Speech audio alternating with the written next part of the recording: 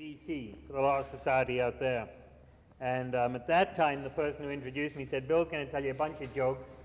And I looked into the camera and I decided that I couldn't tell any jokes that I knew that would be recorded for posterity, even for a few minutes. And so I didn't do that then, and I'm not going to do it now. And don't be disappointed, my jokes are usually irrelevant or irreverent. But I did decide last night to try and be a little different, that I would go to the library and get a book, and I figured that anything that I read in a book would be fine to tell you here today. I didn't actually find a book on humor, but when I was going through the rest of the books, this book caught my eye called How to Hump. And I thought I might get something out of that I could tell a bunch of lawyers, and I quickly got it into a brown bag. Didn't want to take it back to the office in case anybody saw me, so I went into a bar. And I'm sitting in this bar, and my sister comes in, I don't know why, but with a duck under her arm. A drunk goes up to her, and he says, where do you get the pig? And my sister says, excuse me, that's not a pig, it's a duck. And he said, I was talking to the duck. Anyway, so I went on sitting in my corner, and when my sister had gone, I then pulled out the book, How to Hump, and I found, to my horror, that it was volume 3 of the Universal Encyclopedia. So I don't have any stories here. In your material, there are a few typographical errors. These are intentional, just so that when you read them, you really pick them up. There's one page that was so good that it got printed twice. You'll notice that. I was pleased that it was in my material. Page 56 and 57 are the same thing. So, but you know, don't waste your time reading one of those pages. There are a couple of others, as Peter mentioned earlier. These pages were numbered up here, and so there's reference in some of the appendices to page 3. It was page 3 of the appendix, and you'll find those changes. I don't really want to make any more except for some on page 111, if you wouldn't mind looking at that. There's a reference about right in the middle of the page to IT 44. That reference should be to IT 484. And logically, 4 pages back, there's a reference to 8811. It'll be about 20 years before they get us a subsection 11 in the Income Tax Act. So that should be a reference to 8811. I am a little horrified that you've probably got me for the rest of today. I mean, I don't mind that. I'll talk to anybody for as long as they're here. The last time I did one of these things, I did it on tax shelters, and I was the last speaker. And by the time I got up to speak, there were 5 people left, and 4 of them were my co-lecturers. So there was one person that I fixed with my eye, and I stared at him the whole way through, so he couldn't leave. I hope you stay on to the end of this. I think we have some interesting stuff, at least to talk about. I'm going to do valuations first. Included in that valuation material will be stuff related to taxation. I would like to try and separate the tax and come back at that later.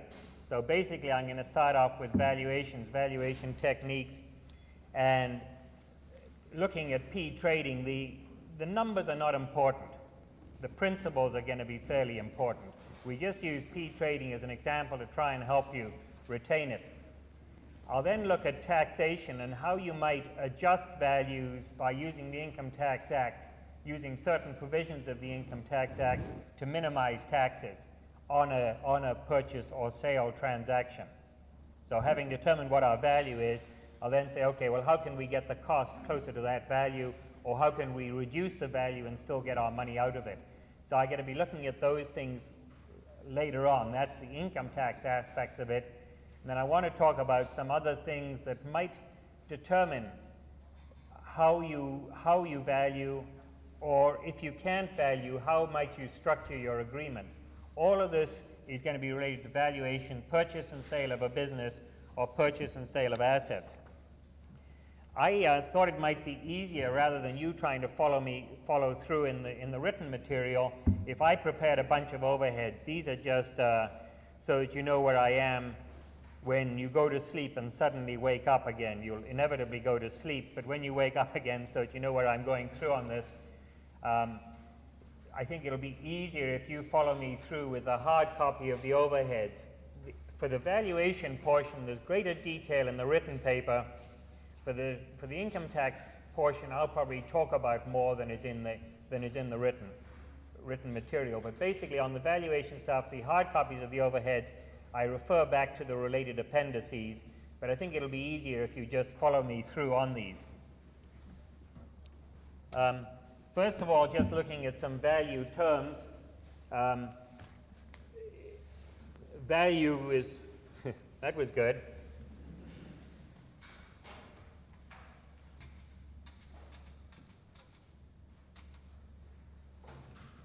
It's still good.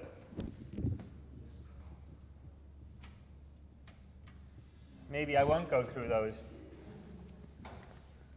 Sorry about that. I don't think it matters too much if you follow me. I'll try one more time. My secretary assured me that these worked.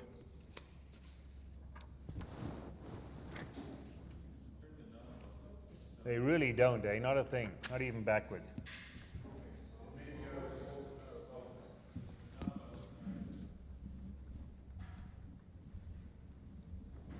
No, I think something should appear. Oh, well, we'll do some different, we'll maybe get some made up for after lunch. Peter, you're the chairman of this. Could you go and do that? The yellow copy is much better than the other stuff. If you call my secretary, she'll get it done. I think or maybe he doesn't have a copy of this anymore. Anyway, we'll go through these. If you just follow me through, I'll turn the pages and I'll try and call out the numbers. Valuation 1, so that you know where I am. These are valuation terms that we talked about. Somebody raised the question as to whether what replacement value was. Replacement value is just quite simply, what would it cost you to get that same, to get an asset that would produce the same production as the asset you've got. And logically, a depreciated replacement value is the value of the asset, recognizing that what you have is a depreciated asset. So it's what you'd have to go and rebuy that asset. And that's basically what insurance people use when they insure your property. Going concern value, I'm going to come back to that later, because that's the normal way of valuing a business, on a going concern basis. The assumption is that when you're buying a business, you're buying it as a going concern, not because you want to liquidate it. The liquidation value, however, is important, and I'm going to talk about that, and I'm going to work through an illustration of how that might work. The open market, that's an open and unrestricted market. It's a term where you don't have a limited market. Like brokers are good examples where you can't go sell your shares in a brokerage company to an outsider. You have to sell them in accordance with the agreement. Generally speaking, that is a limited market, and open and unrestricted market is something that is there for income tax purposes. If we're worrying about that, we've got to look for an open and unrestricted market. A notional market is just what might be out there somewhere. I mean, everybody is in the notional market. The guy in Japan who doesn't know what you're doing, he's in a notional market, not very realistic. And then the term fair market value, and set out on valuation 2, on Val 2, is the sort of the classic definition. It's been used in a number of cases, most recently probably the Mann Estate case. The accepted value for purposes of the Income Tax Act. It's sort of a hypothetical thing. It's the highest price obtainable in an open and unrestricted market where both the purchaser and the vendor are willing and informed. They know what's going on. It must be an arm's length transaction, and there must be no compulsion on either party to enter into the purchase and sale agreement. So that's what's meant by fair market value, and fair market value is the value that is used for purposes of the Income Tax Act.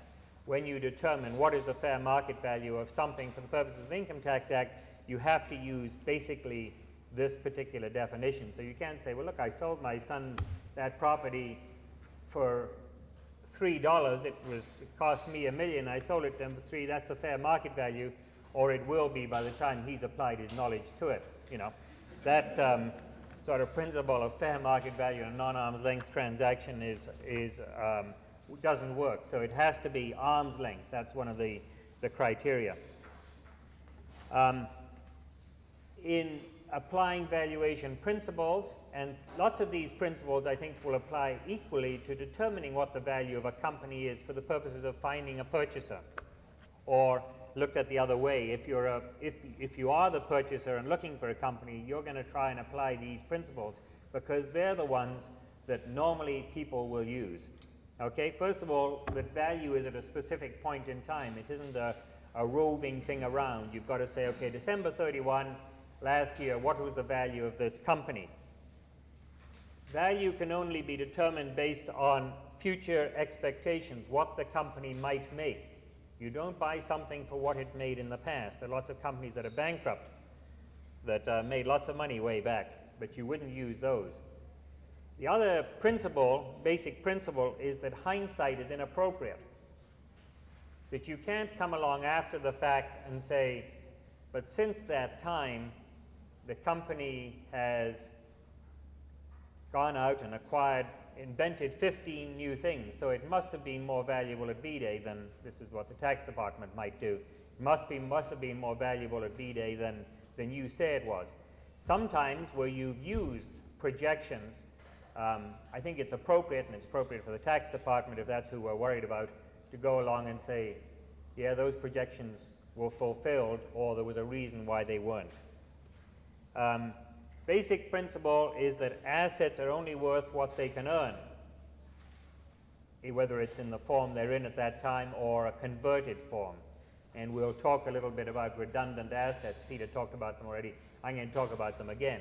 Piece of land that is sitting there with nothing on, that isn't even being used as a parking lot, that's only as valuable as the money it can earn. And that might require selling it and involving yourself in some taxes and so on.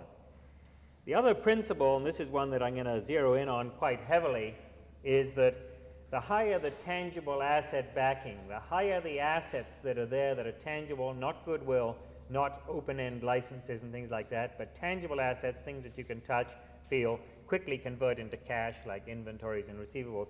The higher that is, the higher there is the value of the going concern. So you might say, okay, we're going to do a little calculation here and see what this company is likely to be making in future, and based on that, I will determine what the fair market value of that company is. And if it's just basically me or a friend of yours operating the company, and it's all because he is there and it's personal goodwill and people are going to keep going back to him, that company won't be as valuable as one that has lots of mortar, real estate, desks, chairs, and other things readily convertible into cash. So I'm going to look at the asset backing to see how in valuing P trading we might have got the wrong figure, and that's probably going to be the result of it.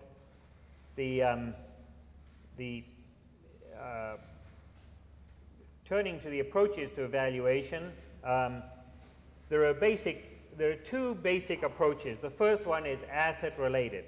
So you look at the adjusted net book value and of the assets or of the underlying assets, or you look at the liquidation value. Now the liquidation value is one which you're assuming that you sell all the assets. Lou said 15% for your inventory, those sort of things, 15% of the book value. You look at that and you see what that is when push comes to shove. That's all you're going to get out of the company. So that is one asset-related basis. There are 4 earnings-related bases. capitalization of earnings, and I'm going to go through these. The most common method, the capitalization of cash flow. People now are remembering that what is important is cash. It isn't all those other things. And this is a more common, it's becoming more common basis of determining what your company is worth. Lou talked about things that were not really cash, that were deductions in computing income, like depreciation or amortization. Those things, you've paid the cash. Amortization of your leasehold improvements is really nothing except writing off the cost over the piece.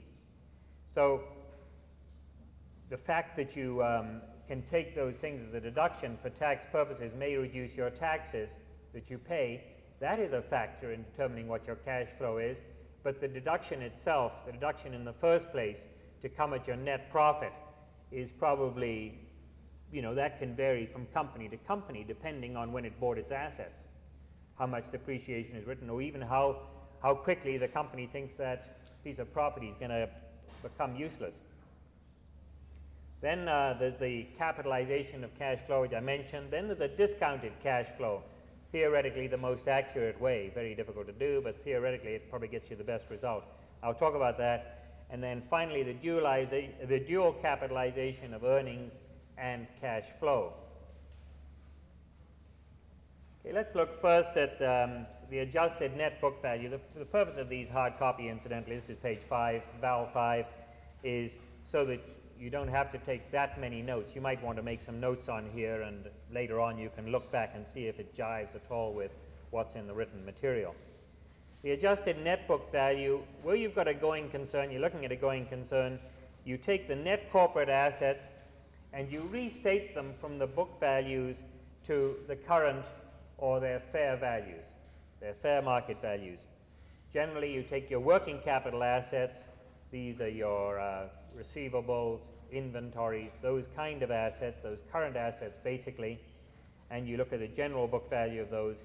Your fixed assets, you would look at the depreciated replacement value, that term again. What would it cost to put some new assets in place that are in basically the same condition as the ones you've got? You would normally use this basis for valuing a company where the operations are unprofitable. There have been lots of companies, perfectly good companies, that just have had unprofitable earnings over the last couple of years for a variety of reasons, mainly related to the government. No, I didn't mean that. Some of them related to the government. Where earnings are marginal in relation to invested capital. You have small earnings, they're not really representative. You might look and see what the adjusted net book value is. Where you have, for example, a holding company and it has all kinds of investments, marketable securities, some bonds, and the earnings are not really representative because you don't know what you can get if you were to convert them into real assets, if you were the investor, not somebody else. Where the earnings are jumping up and down. Or to corroborate the values determined by looking at one of the other earnings approaches that I mentioned, one of the 4 earnings approaches. Okay, let's look at Val 6. This is, if you want to, you could open to page 80. You'll find a greater detail of the calculations of these things. This is basically Appendix 4. Appendix 4 is noted there. I just didn't know what page it was going to be, or I would have written that on the overhead too. But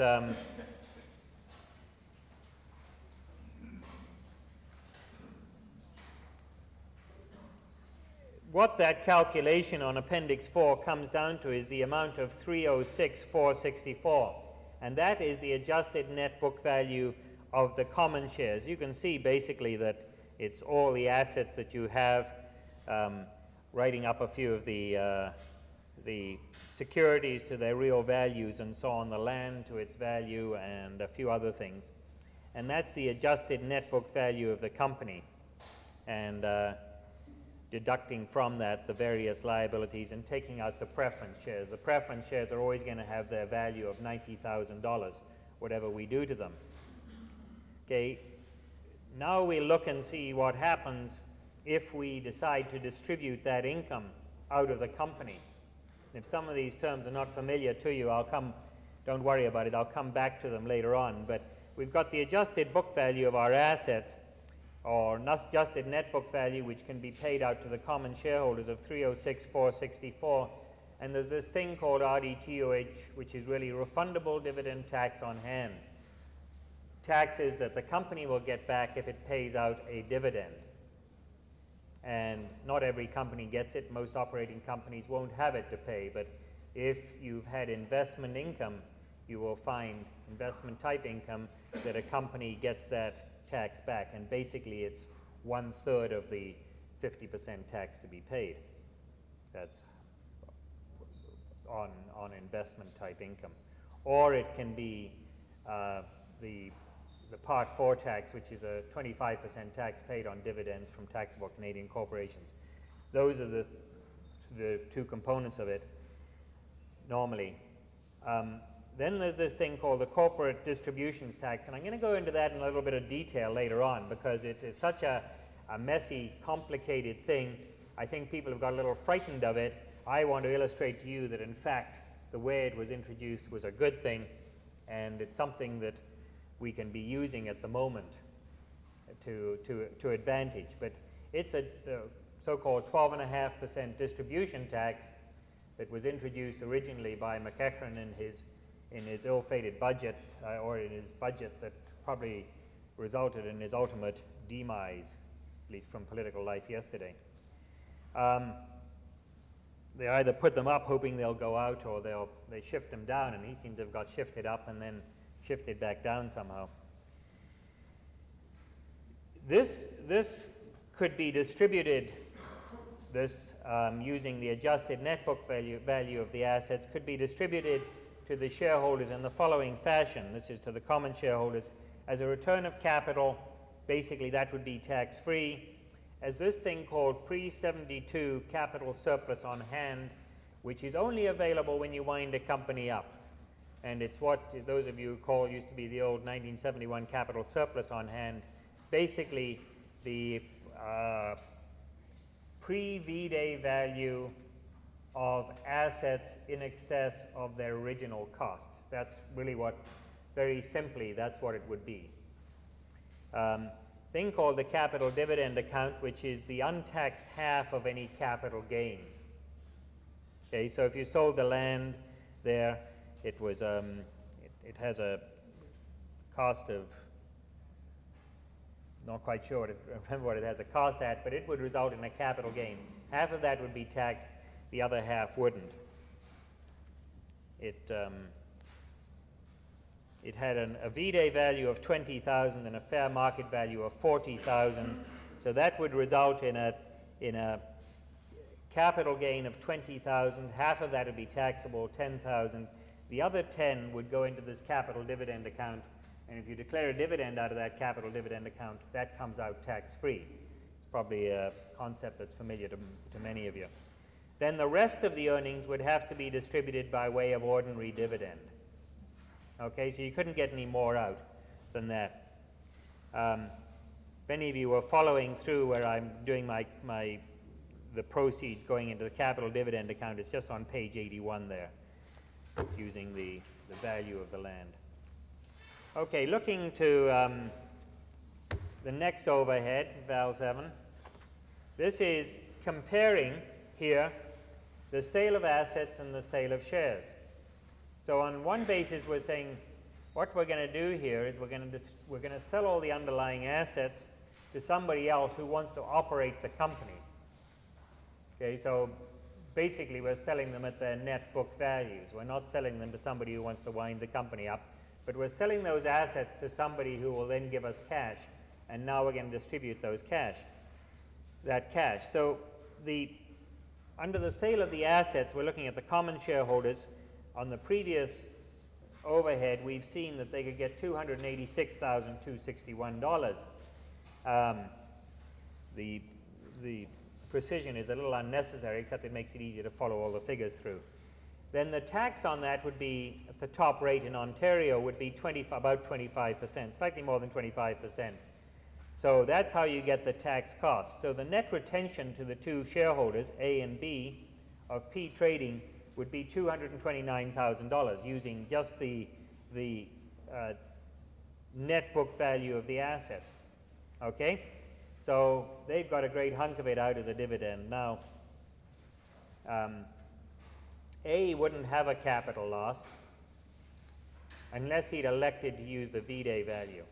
I'm going to come back to this principle later on. We're going to talk about holding companies and things like that. And in theory, lots of these things are good, but you have to look at your fact situation. A has a cost of $50 for his shares. He started this company. Sure, he has a V-Day value that is $37,000, but if under this scenario he gets all his money back as a dividend and he hasn't elected to use the V-Day value on all his assets, he won't have any protection at all for that V-Day value. It's gone. It meant absolutely nothing because his proceeds would be $50 on the wind-up. The sale of the shares, if the shares were sold at the adjusted book value, the net proceeds to the common shareholders would be $306,464. If you turn to page 84 in your material, there's a little calculation there as to how I came to the taxes payable on the capital gain. And you'll find that the total taxes payable on the capital gain by A would be about $29,000 and by B would be nearly $16,000 because B actually bought his shares at a later date and they cost him $90,000. So B's bias probably in all of this thing is to say, hey, I would like to have, like to sell the shares. I've got a higher cost there. And between the two of them, they're better off using the adjusted net book value as the basis for valuing the company to have sold the shares rather than to sell the underlying assets and wind up. Now, that's not always going to be the case. Remember, we had some 1971 capital surplus on hand on valuation 5. If that pre-72 CSOH was a larger amount, you could take that out. If it had been $127,000, our result would have been a lot different. So you're going to have to look at those, at how that income can be distributed, as well as whether you incur tax at the corporate level or not. What are the advantages? Let's have a look at the advantages. And these are all set out on page 85, so you can even follow down with me if you like, of selling shares. First of all, the proceeds will normally be greater. They won't always be greater, but they will normally be greater.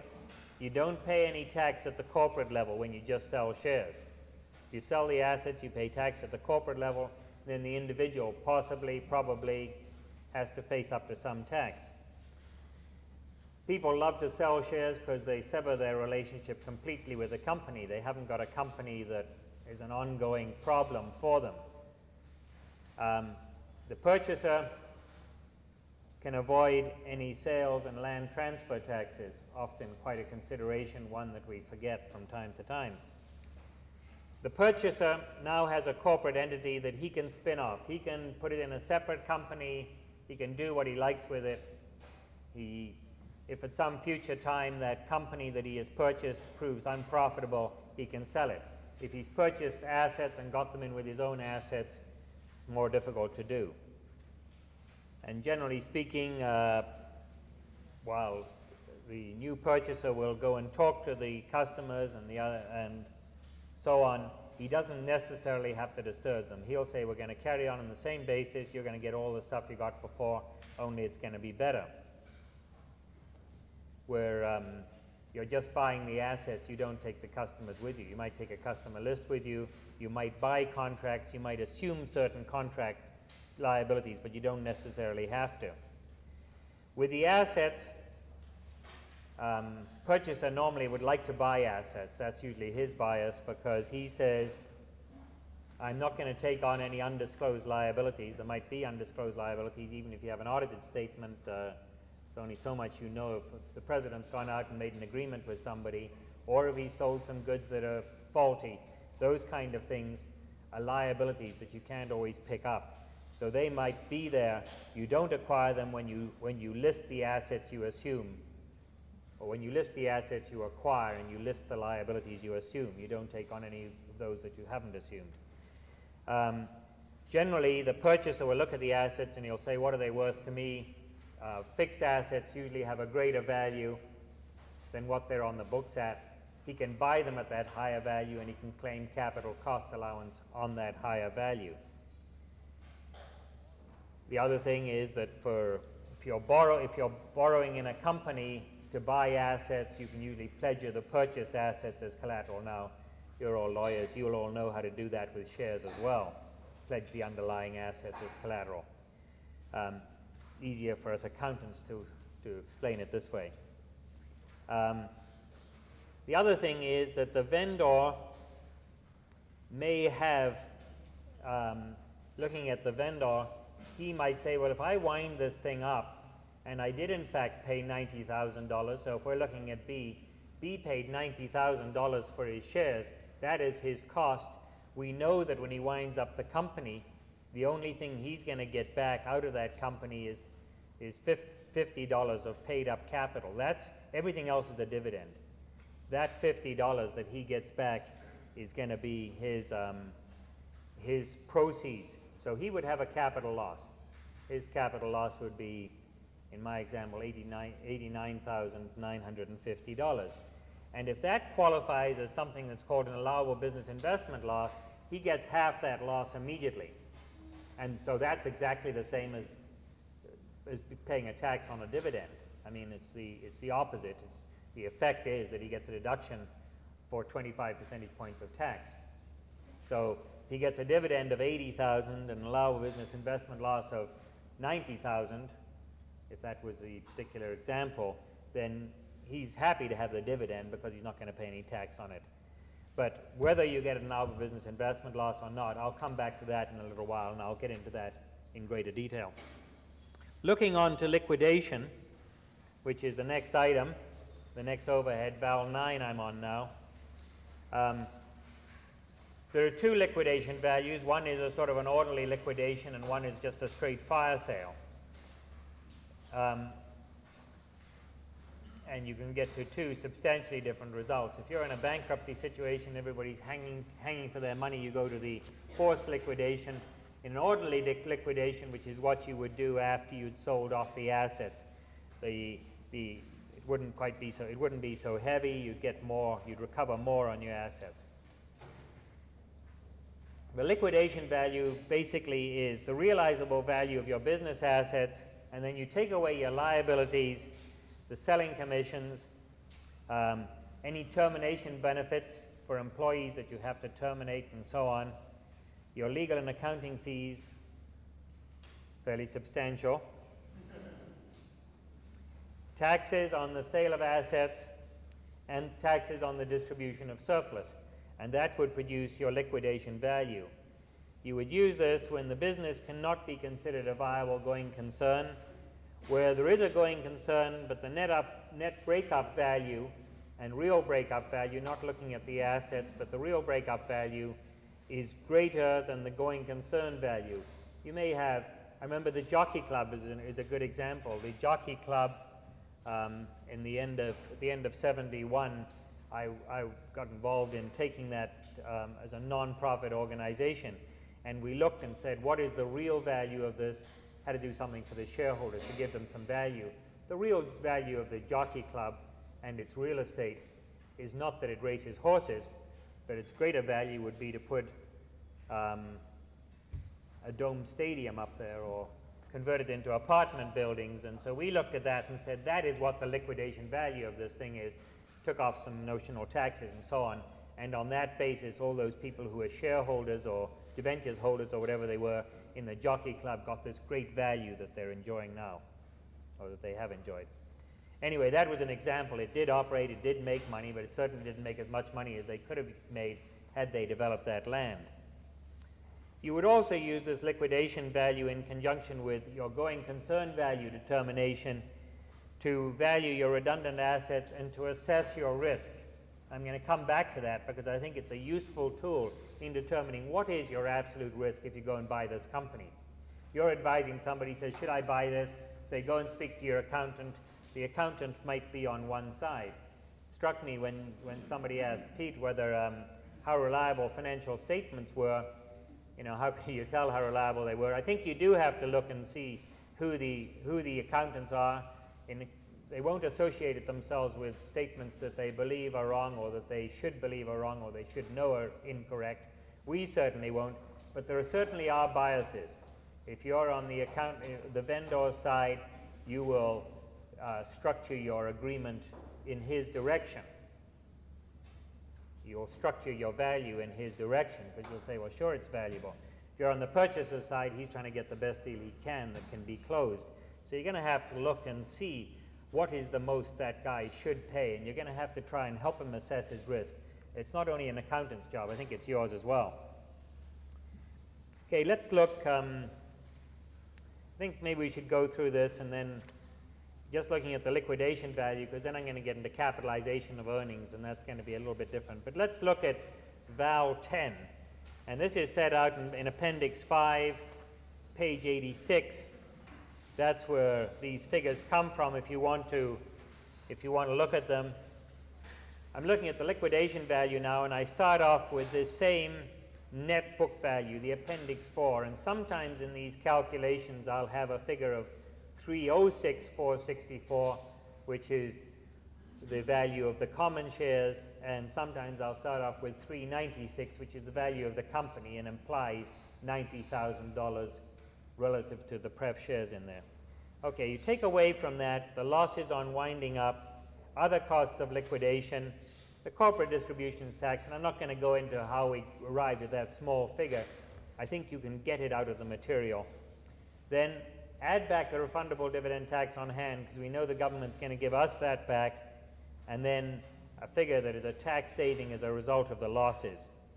There's going to be no corporate taxes because there's going to be loss on the disposition of the underlying assets.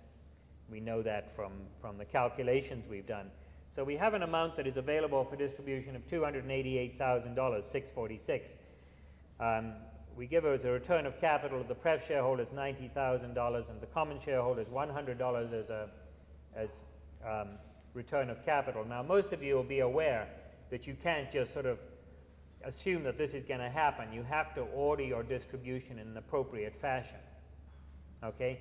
But it happens that the first distribution is a return of capital. Then you've got this pre-72 CSOH, the capital dividend account of $32,500. You have to make a special dividend payment on that to get that out in that fashion. It doesn't just happen.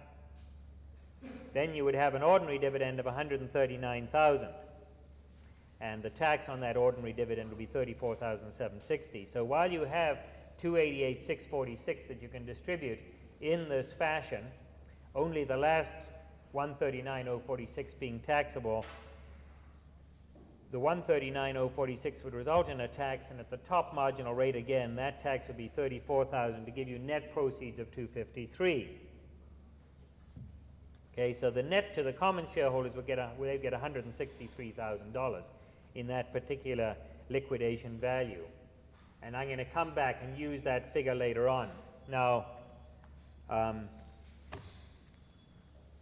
maybe at this point we can go back and I'll try and answer any questions on anything that I went over too quickly in the first part. But I think otherwise, other than that, it's probably a reasonable place to stop. Does anybody have any questions on valuation terms, just on the principle, what you're trying to do with valuation, the concept of fair market value, which is more a tax-oriented one than anything else? On some of the principles that we're trying to use in valuation, when I did this in Vancouver, lots of the people there were divorce lawyers, and they were just thought that their husbands or the wives, whoever the owner of the business was ripping off the other person, and they wanted to be able to assess for themselves what might be a reasonable value. I use it because I do a lot of estate planning work, and I just look through very quickly, can determine what approximately we're talking about. If the individual wants a more detailed valuation, well, then he'll go and get a more detailed valuation. But I think some of the things we look at, just the bases, help you quite quickly determine what is an appropriate value for any given purpose. My experience has been that an evaluator can come in and and produce a figure that isn't substantially different from one that you can do in a few minutes just by applying some of these principles and by looking at which is the appropriate approach, looking at the adjusted net book value or looking at the earnings. Does anybody have any? I'm not talking about the details. I'm going to try and talk only principles. We're giving you the details so that make it stick a little better. No questions? Either very clear or very confusing. Why don't we, Pete, is it right to stop now for lunch and we come back at, oh, is the question? Oh yeah, when we come back there are some handout things, some overheads that you won't be able to see, not on the screen, related to taxation. They'll be outside. If you'll pick them up on the way in, it'll be good.